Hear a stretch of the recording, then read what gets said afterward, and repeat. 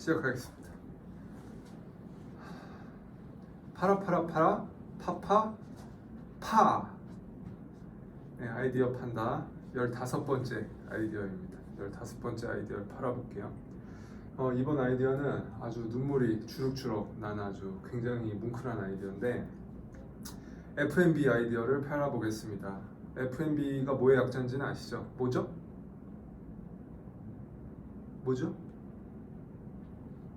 F&B, Food and Beverage, F&B.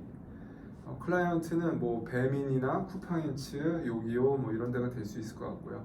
이 외에도 뭔가 푸드, 비버리지 관련된 혹은 아무튼 그런 서비스를 하는 브랜드면 가능할 것 같아요.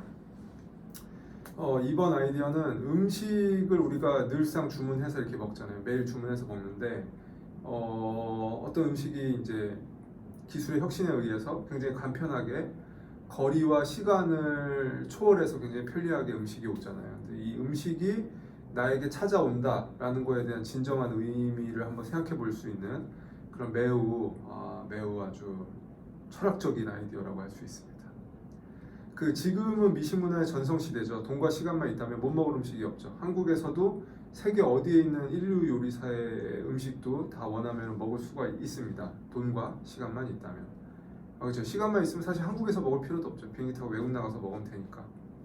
하지만 단언컨대 이 영상을 보시는 아직은 이렇게 많은 분들이 보고 있지는 않지만 누구라도 어떤 시점부터는 제가 말하는 이 음식이 굉장히 미치도록 먹고 싶어질 것입니다.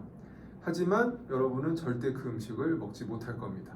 굉장한 예언이라고 할 수 있는데 그 음식이 뭐냐면 어머니의 음식입니다. 어떤 어머니의 음식이냐? 돌아가신 엄마의 음식입니다. 보통 어머니가 돌아가시고 나면 그 처음 몇 년 동안은 그 어머니의 모습, 목소리, 말투, 행동들이 그리워요. 그리고 그것들을 자꾸 상상하게 되고 문득 떠오르고 이렇게 됩니다. 근데 공통적으로 어머니가 돌아가신 뒤 한 10년 정도가 되고 나면은 그 생전의 모습이나 이런 것들에 대한 기억은 좀 희미해지는 경향이 있어요. 대신에 시간이 지날수록 어머니가 해주시던 음식이 굉장히 생각이 납니다. 그리고 미치도록 그 맛이 되게 생생하게 떠올라요. 근데 그것을 먹을 수가 없는 거죠. 제가 또 잘못 눌러가지고 지나갔는데 생전 어머니가 해주시던 그 음식, 사실은 이게 또 손맛이라는 게 있어서 똑같은 그 음식이더라도 희한하게 우리 가족 중에 엄마가 해줄 때 외에는 어디서도 먹을 수가 없는, 식당이건 어디건 아무리 뛰어난 셰프라도 재현할 수 없는 그 맛이 있죠. 근데 어머니가 일단 돌아가시고 나면은 절대 먹을 수 없을 뿐더러 좀 전에 제가 반복해서 얘기했던 것처럼 먹고 싶은데 먹을 수 없네 라고 생각하는 순간 더더욱 그리워지게 됩니다. 그래서 한편 이게 어떤 큰 병에 걸린 어머니 입장, 저 같은 경우는 뭐 자식이 없기 때문에 감히 뭐 상상할 수는 없지만 그럼에도 불구하고 또 어머니들의 사랑이라는 게 대단해서 본인이 죽을 수도 있다라고 하는, 내가 얼마 살지 못한다라고 하는 그 어머니들의 이야기를 들어보면 하나같이 다 남아있는 자식들에 대한, 남아있는 가족들에 대한 걱정을 꼭 하더라고요. 자기 걱정하기도 바쁠 텐데 항상 하게 마련이죠. 그래서 그런 분들은 항상 이런 생각을, 물론 자기에 대한 그 두려움과 고통도 있지만 다른 한편으로는 나 없으면 우리 딸 어떡해? 우리 딸 제일 좋아하는 이 김치찌개 나 없으면 어떻게 먹어? 라든지 뭐 우리 애는 입맛 없을 때마다 이거 아니면 안 되는데 몸 안 좋을 때마다 항상 내가 이걸 해줬는데 이거 나 없으면 어떡해? 라는 생각도 희한하게 항상 어머니들은 또 하시더라고요. 내가 없더라도 남아있는 내 자식이나 아니면은 내 가족들이 내가 없어도 내가 해주던 뭐 이런 것들, 아니면 그들이 정말 좋아하던, 나는 알고 있는, 엄마로서 나는 알고 있는 행복을 느끼던 것들이 끊기지 않고 이어지고 계속해서 잘 행복하게 살았으면 좋겠다라는 생각들을 항상 하십니다. 참 미련하게도 그런 생각들을 하시죠. 이건 다큐에서 그냥 가져온 장면인 건데요. 이거는 그냥 설명을 돕기 위해서 가져온 장면이에요. 이 이 어머님이 이제 큰 수술을 하시러 이제 서울에 있는 병원을 가십니다. 여기 요 분이시죠. 근데 이제 되게 큰 병이고 큰 수술이라서 사실 어떻게 될지를 이제 100% 장담은 할 수 없는 그런 수술이에요. 그래서 거기 가면은 이 남편이 혼자 남는 거죠. 남편이 혼자 남기 때문에 밥 짓는 법 알려주고 있는 거예요. 그거랑 비슷하죠. 그 8월의 크리스마스에서 보면 한석규가 자기가 죽으면 아버지가 이 TV도 못 보고 비디오도 못 보니까 알려주잖아요. 그러니까 이런 건데 비슷한 인사이트라고 볼 수 있을 것 같아요. 본인이 되게 큰 병에 걸렸음에도 불구하고 어머님들은 내 자식이 또 나왔으면 어떡하냐.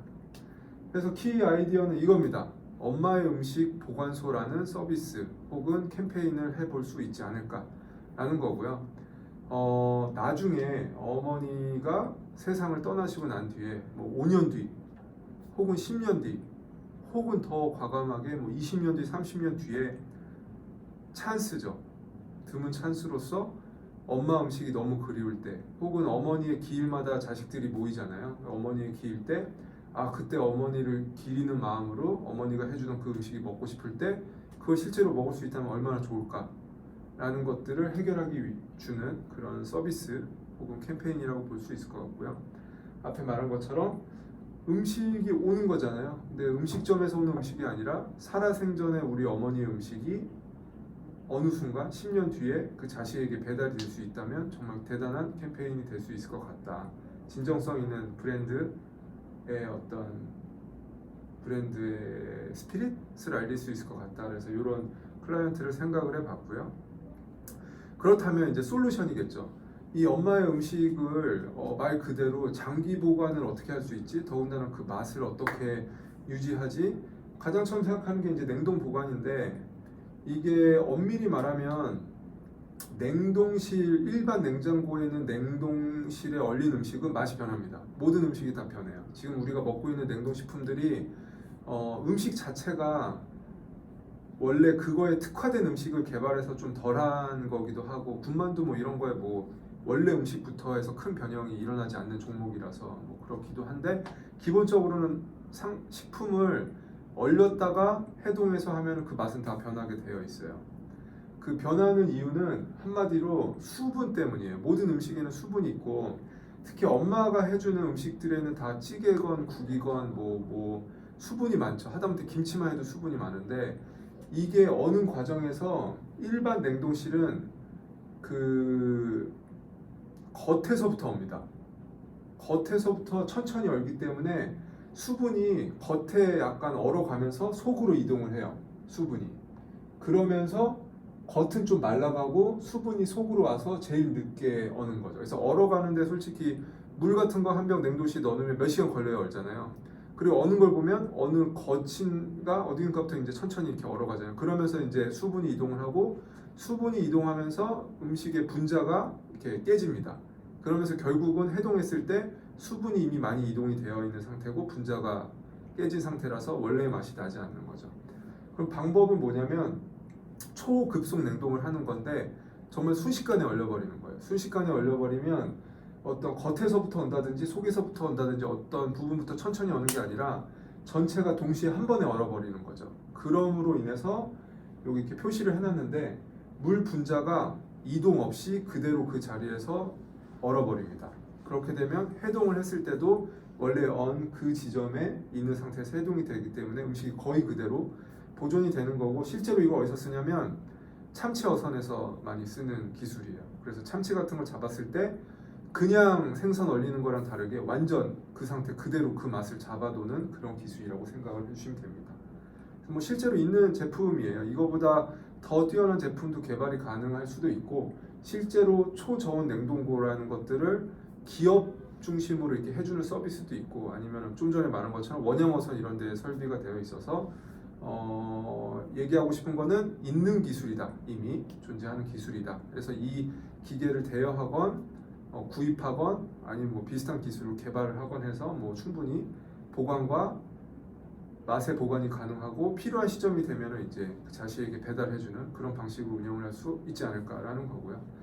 이 초저온 급속 냉동은 현재까지 저희가 생각하는 지금 당장 쓸 수 있는 기술적인 방법이라고 생각을 하고 이 외에도 좀 더 당장 이 서비스를 캠페인화하기 위한 방법은 다른 방법들도 존재할 것 같아요. 예를 들면 어머니의 맛을 그대로 재현할 수 있는 레시피의 보관법. 현재 어머니가 내가 해주는 음식의 레시피를 적으라 그러면 대충 뭐 손으로 적어서 뭐 이건데 이걸 자식이 그대로 한다고 그 맛이 안 나잖아요. 거기에서 레시피를 적는다고 해도 그 맛이 안 되는데, 예를 들면 방법적으로 정말 똑같이 그 레시피를 보관이 되고 다시 응용이 되는, 다시 말해 다른 사람이 똑같이 엄마의 음식을 만들 수 있는 방법을 개발하는 쪽으로도 가능할 것 같습니다. 근데 그럼에도 불구하고 어머니가 직접 한, 나의 남겨진 자식들을 위해 직접 한 그 히스토리가 있기 때문에 초저온 급속 냉동을 하는 것이 좀 더 자식 입장에서 되게 거부할 수 없는 큰 감동이지 않을까 하는 생각을 하는 거고요. 그리고 물론 이거는 지금 제가 설명을 이렇게 해서 그런데 어머님이 돌아가실 병에 걸리거나 죽음을 앞두고 있는 분들을 대상으로 하는 캠페인은 아니에요. 훨씬 더 젊을 때, 훨씬 건강할 때 하셔도 전혀 상관이 없는 캠페인이라고 생각을 합니다. 굳이 아프고 뭔가 약간 죽음의 뉘앙스가 느끼지 않더라도 뭐 누구라도 다 자식을 위해 미리 유서를 써놓는다든지 자식을 위해 미리 재산 분배 계획을 해놓듯이 그런 일종으로 건강할 때 미리 할 수 있는, 충분히 엄마의 음식 솜씨가 살아있을 때 보관할 수 있는 방법으로 제안을 드립니다. 음식이 온다는 건 도대체 뭘까에 대해서 좀 고민을 하다가 이런 빅 아이디어가 나오게 됐는데요. 더 이상 만날 수 없는 어머니의 음식이 어느 날 돌아가신 뒤 5년 뒤 혹은 뭐 10년 뒤, 그리고 그 음식을 어느 날 문득 너무나 그리울 때 다시 만나게 된다는 것, 그거는 굉장한 감동인데, 감동인 이유가 단지 그 음식을 다시 먹을 수 있어서가 아니라 그 음식을 마주하는 순간 어머니와 함께 밥을 먹었던, 어머니가 나를 위해 음식을 해주던 그 수많은 시간들이 다 떠오르겠죠. 그 추억과 메모리들이 다시 한번 어머니를 떠나보낸 뒤에 다시 한번 그 시간을 음식이라는 매개체를 통해서 누릴 수 있다는, 이게 사실은 이 캠페인에서 하려고 하는 진정한 가치라고 할 수 있을 것 같습니다. 이번 아이디어는 좀 진지한 아이디어였지만 진짜 이런 아이디어를 캠페인할 수 있다면 꽤나 울림이 있지 않을까. 자, 오늘의 아이디어 판단은 여기까지였고요. 다음 시간에 다시 찾아오겠습니다. 끝!